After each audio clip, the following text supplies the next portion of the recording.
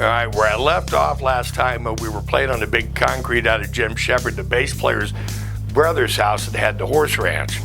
And the problem is, I was thinking that's where the other guitar player came in, the guy that could sing the Stones or the hot shot lead guitar player. But I called him up the other day, and he said, nah, he wasn't there yet.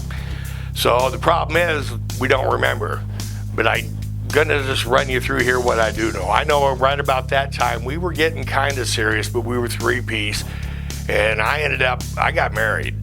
And just teenagers, man. I was, I think, 18. And anyway, that's when I got my Les Paul, and that's when I got my SG, and that's when I got my Roadmaster.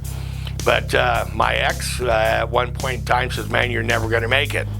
Well, that was all that took, because we'd been practicing in the basement and stuff, and 2 months later, she was gone, and so was I. So there you go, the end of that. But then we needed a place to practice. So we were practicing at Jim's mom and dad's house, because every winter they would go down to Arizona. And that's when Denny came in.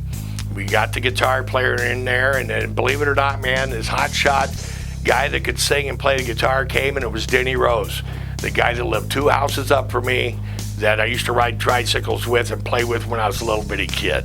Awesome. And I gotta say, Denny taught me more than anybody ever did about playing the guitar. And but as far as I know, he can't read music either, and I can. We just did it by ear, and he taught me a lot, man.